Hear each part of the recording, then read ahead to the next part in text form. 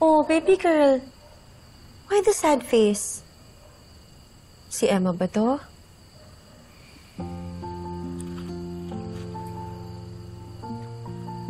Grabe, no? Nakakatakot siya magalit. Sobrang wild. Kala ko itataob niya tong lamesa kanina. Naku, kinabahan ako kasi yung mga plato ang mamahal. Nakakaloka. Si Emma talaga, no? Kala ko si Ate Olive pag nagagalit, eh. Tita. Sorry, I'm sorry. No mention of Olive. Sorry. Anyway, last question, anak. Kung okay lang. Namimiss mo ba si Ate Olive? Actually, tita, hindi po. Nakakatulong nga po na hindi na po natin siya pinag-uusapan eh. Kasi di ko na po naaalala yung mga masasamang bagay na ginawa niya sa akin. Tama po talaga si nanay. Nakakalimutan ko din po siya. Ito na yung tsaa mo. Ay! Good evening po, ma'am. Thank you, ate! What's that, baby girl? Do you drink black tea? Hindi po. Para po to kay nanay. Para makapag-relax naman po siya. Oh! Akin na. Tulungan kita. Ako nang bahala dyan. Muki! Nay! Lika po, ginawan ko po kayo ng tsaa. Kinukumbinsi ka ba niya na mag-aral dyan? Eh, hindi po. Hindi naman po ako kinukonvince ni Tita Jade eh. Actually, ako nga po talaga yung may gusto din po sa St. Margaret. Pero kahit saang school naman po, okay ako. Kaso po kasi sa St. Margaret po kasi may mga programs po sila sa student like me na galing sa homeschool. Pero maganda din naman po dun sa Marcelo Agoncillo na eh. Kaya po hindi po kita pipilitin kung ayaw niyo po sa St. Margaret. Ay, ito po na yun. Ito po yung tsaa niyo. Inumin niyo na po. Para maayos po kayo makatulog mamaya.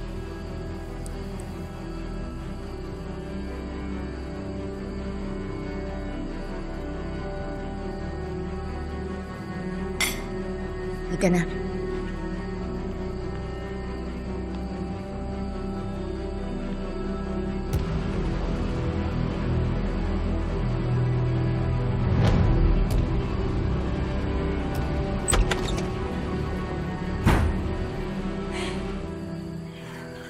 Ano ba?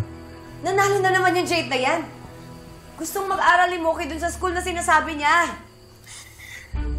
Halika dito, maupo ka nga, mag-usap tayo. Ayoko! Emma, wala namang competition sa inyong dalawa ni Jade dapat nga matuwa tayo dahil mag-aaral si Moki doon sa magandang eskwelahan. Ano?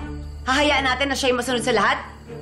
Emma, hindi naman pinipilit ni Jade yung tulong niya. Pwede naman tayong tumanggi doon.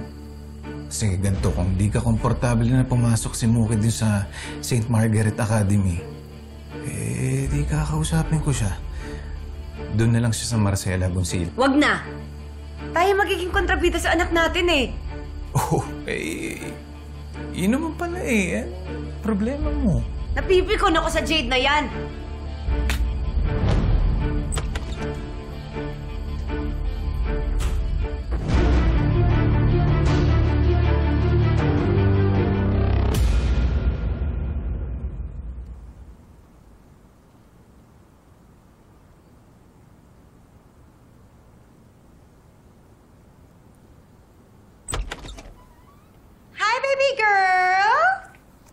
What are you doing? Are you ready for school?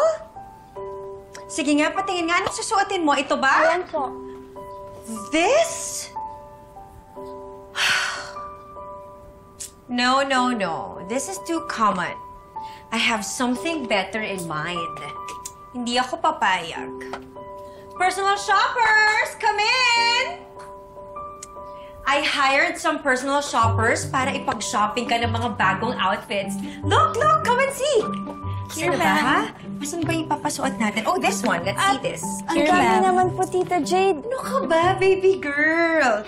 Siyempre gusto ko ikaw ang pinakamaganda for sa first day of school sa bago mo school. So ito, try this on and probably this one. I think this will do a good pair. Come on. Go, go, go, bilis! Sukat mo!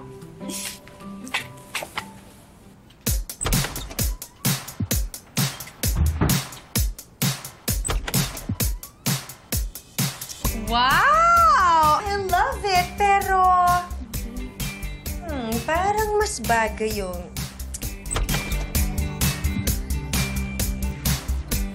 Okay naman, but... Asan yung pink na set? Yung napili natin? Here, ma'am. Oh, here. Perfect.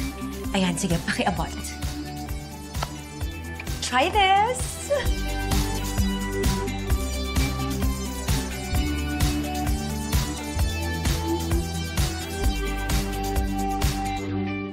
Sana magustuhan ni Muki itong mga binili ko. Oo naman. Siyempre, ikaw namili ng mga yun. Eh. Teka, daming tao yan.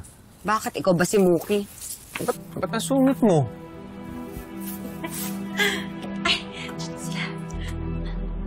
Nay, Tay, Ang ganda mo naman, ha? okay po ba?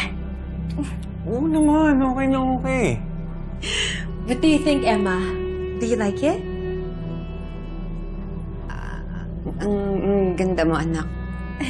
Emma, di ba may ibibigay ka sa anak natin? Sige, ibigay mo na. Magugustuhan ni Muki yan. Sige. Ano po yun, Nay?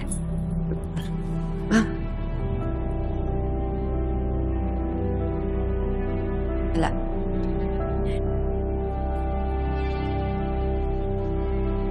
You're so pretty, baby girl. Thank you po, Tita.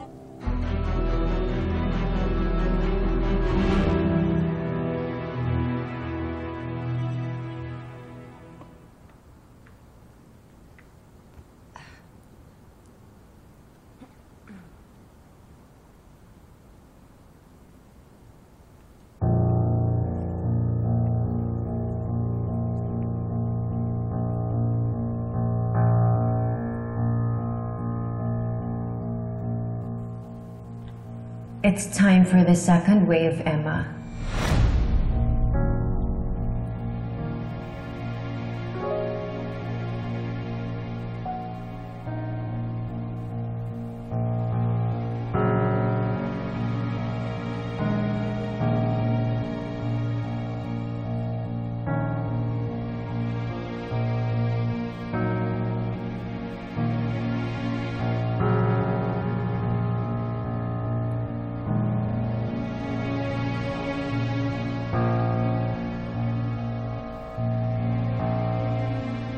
Yung oroxen solution causes paranoia.